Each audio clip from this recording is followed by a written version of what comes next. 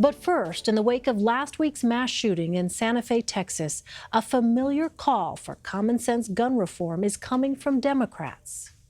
The American people are united, overwhelmingly, gun owners, non-gun owners, on common sense gun safety legislation. Expand background checks. Do away with the gun show. Then why have, if they are, how come this stuff doesn't ever pass?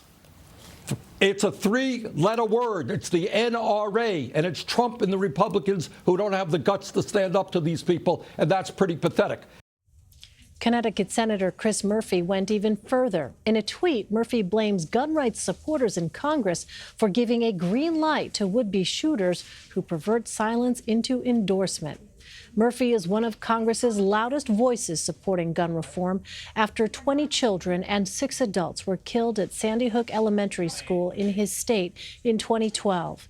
But according to CBS News political contributor Michael Graham, common sense gun laws would not have stopped the Santa Fe high school shooting. Michael joins me now from Boston to discuss his opinion piece. Michael, first lay out for us what you say the problem is with these quote-unquote common sense gun reforms.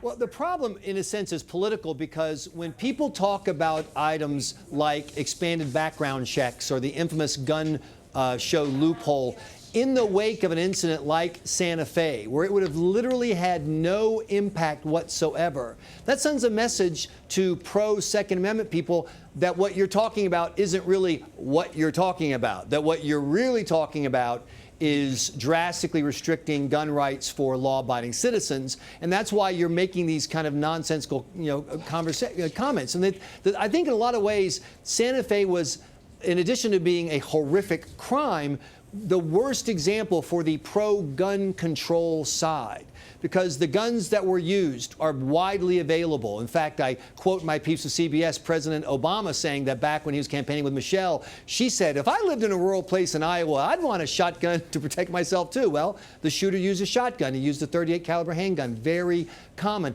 And the shooter was only 17. It was already against the law for him to buy guns. So literally every one of these so-called common sense gun laws, the things that the senator from Connecticut, Senator Murphy, says you are giving a green light to murderers for if you don't support. Pretty strong language. They have nothing to do with the shooting that inspired those comments. Well, as you know, Michael, some Democrats and gun control groups argue that background checks and improved licensing and registration of weapons are also part of common sense gun laws. Do you think that those measures can make a difference?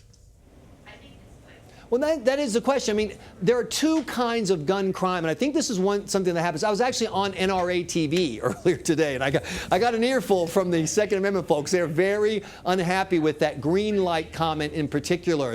As the host said to me, if I said that I wanted civil rights for accused terrorists, no one would be saying I'm giving a green light to terrorism. I mean, these are the laws. This is our Constitution. It should apply to everybody. But the two kinds of shootings, one is the high-profile mass shooting like Newtown, like Parkland. And as horrific as they are, the good news is that they're rare. In fact, you're 4 times less likely to be killed at school today as you were in the 1990s. Our schools are safer.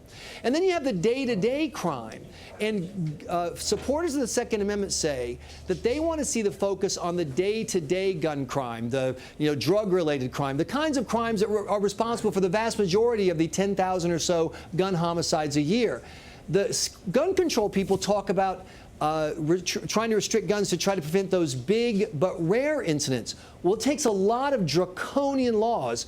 Pretty much gun confiscation is the only way to prevent what we saw in Santa Fe. And so you have two conversations from people who just aren't talking about the same gun problem. So short of confiscation, are there any laws you think that might have prevented 10 people from being killed in Texas last week?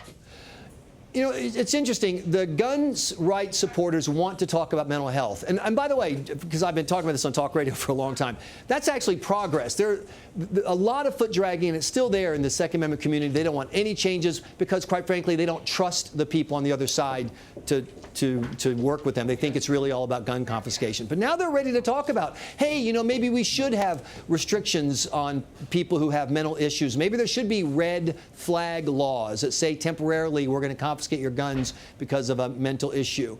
But, you know, that also falls short in Santa Fe, because this 17-year-old had no problems. He was involved in the church. He was an honor student. He was involved in sports. He had no record at all. And I think it's really hard for us to grasp that, particularly on these big events, we just live in a dangerous world, and there are going to be some sick and broken and desperate people who are going to do bad things. I recommend to everybody a piece by Malcolm Gladwell that's been making the rounds on conservative internet the past 48 hours from back in 2015. He talks about how one gun shooting can lead to a normalization of that behavior, particularly for young men. And the question is, what can we do for these young men so that they don't become as broken as this shooter in Texas was? Yeah, that's a huge question. Well, in your article, Michael, you write that there is a third way for Democrats and Republicans to reach a consensus on gun reform. What is that third way, and would it be politically viable? Yeah, I mean, the third way is to try to deal with that more common gun crime. For example, Jeff Sessions isn't getting a lot of credit for it, but he's really been using the Department of Justice to crack down on illegal gun purchases, on straw purchases where you send somebody in to buy a gun for you because you can't legally buy one. He's really stepped up enforcement. He's gotten some guns off the streets. But these are guns that are in the hands of people involved in criminal enterprises generally, you know, the gang groups, et cetera. And that's just not where the conversation is, but that's something we could work on. The other thing is mandatory minimums for gun crimes. Places like Massachusetts, we have one right now, but it's rarely enforced because judges are trying to keep young men out of prison because we're talking about criminal justice reform. And we know that if you take a 17-year-old young man and you put him in jail, the outcomes for his life is going to become, you know, the odds get really bad. Well, you've got two competing interests. One is you don't want to destroy a young man's life who made a mistake. On the other hand, he's got a gun. And so if we could come to a consensus on, you know what, gun crimes are just going to have tougher punishment, even if that does set back other goals like criminal justice reform, maybe then we can impact the broader issue of guns, but that once again won't impact these unusual and, thank God, relatively rare mass shootings like we've seen from Las Vegas to Connecticut. Michael, you mentioned the word trust a moment ago. I mean, isn't the reality, though, that the two sides, there is such a level of distrust that on this particular issue, it's really seen as a litmus test for those gun rights supporters. And so any kind of perceived compromise is really a non-starter. You know, you use the right word with litmus test. This really is beyond the individual policies towards guns. It's very cultural. Think about what's going on in our ads right now for political campaigns. We have Republicans running in places like Georgia and South Carolina that are shooting things with guns. They think that's the way to get votes from Republicans.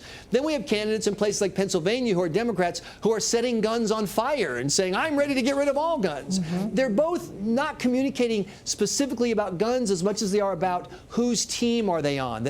The litmus test phrase you used. I'm on your side in this culture war. And as long as guns are a symbol of a culture war instead of just a pragmatic problem to be dealt with specific policies, it's going to be so hard to make any meaningful progress. You know, we did have the law passed, the NIC fix, I think is what they call it, where they really tightened up the background check system a bit. And we'll see in a year or two when we have some data if that worked. But those are the kind of small steps that I don't think anyone finds satisfying. And it is, you're absolutely right, it's going to take a breakthrough on trust before we can do anything bigger. All right. CBSN political contributor Michael Graham. Michael, always great to have you. Thank you.